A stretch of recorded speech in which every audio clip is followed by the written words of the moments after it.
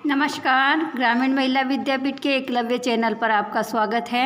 आज हम आपको पढ़ाएंगे वीर रस के कवित्व और इसके कवि हैं भूषण। यदि आपको ये वीडियो अच्छा लगे तो लाइक कीजिए और हमारे चैनल को सब्सक्राइब कीजिए ताकि हम अच्छी शिक्षा आपको दे सकें। सबसे पहले हम साहित्यिक जीवन देखते हैं कि भूषण जी ने किस प्रकार साहित्य की रचना की है। तो जन्म शिक्षा देखते हैं। रीतिकाल के श्रृंगार प्रधान काव्य सरिता में वीर रस की प्रबल धार बहाने वाले, अर्थात रीतिकाल के अंदर जब कवियों ने श्रृंगार प्रधान रचनाएं लिखना प्रारंभ किया, अर्थात नायक नायिकाओं की सुंदरताओं का इनका जब वर्णन किया, उस समय कवि भूषण जी ने वीर रस की प्रबल धार बहाई, अर्थात उन्होंने वीर रस से संबंधित काव्य की रचना लिखी। कवि भूषण का जन्म सन 1613 ईस्वी में उत्तर प्रदेश में कानपुर के तिकवापुर गांव में हुआ। कहाँ पर हुआ? तिकवापुर गांव में। उनके पिता रत्नाकर त्रिपाठी थे। पिता का नाम क्या था? रत्नाकर त्रिपाठी। इसका मूल नाम घनश्याम था। उनका वास्तविक नाम जो माता पिता ने उनको दिया वो क्या था? घनश्याम, तथा भूषण उनकी उपाधि थी। अर्थात साहित्य रचना करने के कारण जो बड़े बड़े जो राजा महाराजा थे उन्होंने उनको भूषण नाम से संबोधित किया। इन्हें छत्रपति शिवाजी तथा छत्रसाल महाराज के दरबार में विशेष सम्मान प्राप्त हुआ। अर्थात ये शिवाजी और छत्रसाल जी के दरबार में कवि रहे और उन्होंने शिवाजी और छत्रसाल जी की वीरताओं का वर्णन, उनके युद्ध का वर्णन, उनके शारीरिक जोश का वर्णन अपनी कविताओं में किया। साहित्यिक जीवन देखते हैं। भूषण की रचनाओं में राष्ट्रीयता की भावना, उनकी रचनाओं में क्या दिखाई देता है? राष्ट्रीयता की भावना, वीरता के उद्गार व ओज गुण का वैशिष्ट्य कवि को वैशिष्ट्य दिखाई देता है।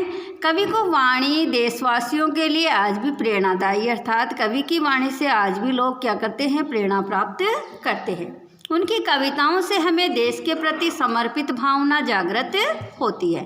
प्रमुख रचनाएं हैं शिवराज भूषण, छत्रसाल दशक, शिवा बामनी, भूषण हजारा, भूषण उल्लास आदि उल्लेख किया जाता है। भाषा शैली में देखते हैं। भूषण जी की भाषा शैली में साहित्यिक ब्रजभाषा का प्रयोग हुआ है। कौन सी भाषा है? ब्रजभाषा है। तथा उनकी मृत्यु सन 1716 ईस्वी में हुई। वीर रस के कवित्व के अंदर हम इसके अंदर जब शिवाजी युद्ध के लिए प्रस्थान करते हैं तो उनके शौर्य और वीरता का वर्णन करते हुए कवि भूषण कहते हैं कि साजी चतुरंग सेन अंग में उमंगधारी, सर्जा शिवाजी जंग जीतन चलत है। तो सबसे पहले इसके काव्यांश के शब्दार्थ को साजी यानी सजाकर, चतुरंग यानी चतुरंगणी सेना होती है जिसमें 4 तरह की सेना होती है, हाथी, घोड़े, पैदल और रथ। अंग यानी शरीर होता है, उमंग यानी उत्साह होता है, धारी यानी धारण करके, भनत यानी कहते हैं, विहद यानी भारी और नगारण आते हैं युद्ध के नगाड़े। नदी यानी विशाल नदियाँ होती हैं और गेब्रेन यानी हाथियों की जो कनपट्टी होती है उससे जो मादक द्रव्य टपकता है उससे क्या चलते विशाल नदियाँ बहने लग जाती है। रलत यानी बहती है। हेल फेल यानी सेना के फैलने या चलने से। खेल बेल यानी खलबली होती है। खलक यानी संसार हो और गजन यानी हाथियों। ठेल पेल यानी धक्कों से। सेल यानी पर्वत। उलसत यानी उखड़ते हैं। तारा सो तरने यानी तारे के समान सूर्य और धूरी धारा यानी धूल के उड़ने से, जिम यानी जैसे। व्याख्या करते हैं। शिवाजी जब युद्ध के लिए प्रस्थान करते हैं तो किस प्रकार उनकी सेना अपना वर्चस्व दिखाती है उसका वर्णन करते हुए कवि भूषण कहते हैं कि साजी चतुरंग सेन अंग में उमंगधारी, सर्जा शिवाजी जंग जीतन चलत है। सर्जा की उपाधि को धारण करने वाले शिवाजी जब युद्ध जीतने के लिए प्रस्थान करते हैं और अपनी चतुरंगणी सेना को सजाकर और शरीर में उमंग को धारण करके जब युद्ध जीतने के लिए प्रस्थान करते हैं तो कवि भूषण कहते हैं, भूषण भनत, भनत यानी कहते हैं कि नाद विहद नगारन के, कि युद्ध के नगाड़ों के भारी शब्द सुनाई देने लग जाते, अर्थात युद्ध के नगाड़े बजने लग जाते हैं। नदी नद मद गेब्रन के रनत है, और मद यानी मदमस्त हाथियों की कनपटी से टपकने वाले मादक द्रव्य से नदी नदियाँ ने विशाल नदियाँ बहने लग जाती है। हेल फेल खेल भेल खलक है गेल गेल, और हाथियों के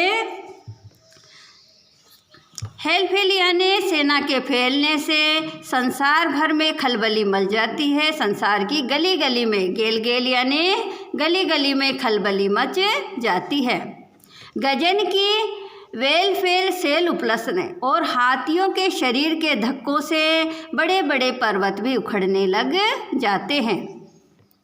तारासो तरनी धूरी धारा में लगत जिमी, और उनकी सेना के फैलने से, चलने से, उनके पैरों से उठने वाली जो धूल होती है उससे जो सूर्य होता है, तारासो तरनी यानी सूर्य तारे के समान छोटा दिखाई देने लग जाता है।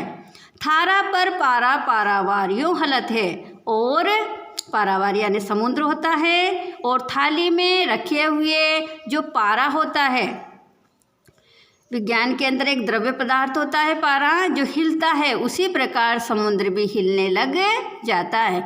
इस प्रकार कवि भूषण जी ने शिवाजी के शौर्य का वर्णन किया है कि वह युद्ध के लिए प्रस्थान करते हैं तो संसार में किस प्रकार खलबली मच जाती है।